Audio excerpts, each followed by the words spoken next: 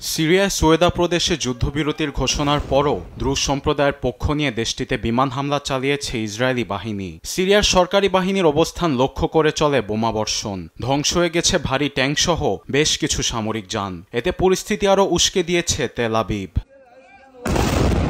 Druze ও সুন্নি বেদুইন গোষ্ঠীর জাতিগত সহিংসতার পর বুধবার যুদ্ধবিরতির ঘোষণা দেয় সিরিয়ার অন্তর্বর্তী সরকার। দুদিনের সংঘাত শেষে সরকারের সঙ্গে দ্রুজ নেতার একটি চুক্তি হয়, কিন্তু সিরিয়ার অভ্যন্তরীণ সমস্যা নিয়ে ইসরায়েল নাক গলানো এবং বিমান হামলায় প্রশ্ন উঠেছে সার্বভৌমত্বের।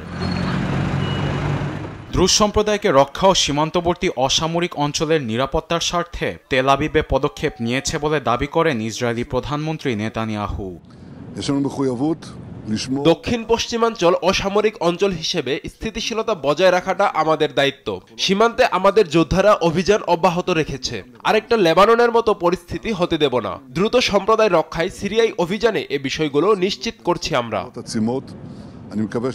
সোয়েদা প্রদেশে ইসরায়েলের বিমান হামলা আন্তর্জাতিক আইন লঙ্ঘন উল্লেখ করে বিবৃতি দিয়েছে সিরিয়ার স্বরাষ্ট্র মন্ত্রণালয়। ইসরায়েলি বাহিনীর উস্কানিতে স্থানীয় সশস্ত্র গোষ্ঠীগুলো সরকারি বাহিনীর উপর আক্রমণের সুযোগ নিচ্ছেও বলে দাবি করা হয়। তবে যুদ্ধবিরতি ভঙ্গ করে নিরাপত্তা বাহিনী প্রথমে দ্রুজ সম্প্রদায়ের উপর হামলা চালিয়েছে বলে পাল্টা অভিযোগ গোষ্ঠীটির নেতা শেখ হিকমত আল হাজরির।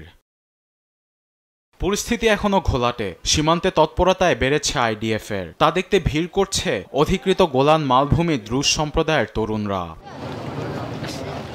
সোয়েদার স্থিতিশীলতা মাঠে জোরালো অভিযানে সিরীয় বাহিনী প্রদেশে ঢুকছে একের পর এক ট্যাঙ্কসহ ভারী সামরিক যান।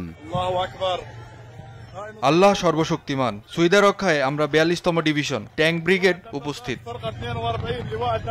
প্রদেশটিতে স্থিতিশীলতা ধরে রাখা বড় চ্যালেঞ্জের মুখে অন্তর্বর্তী প্রেসিডেন্ট আল শারার প্রশাসন।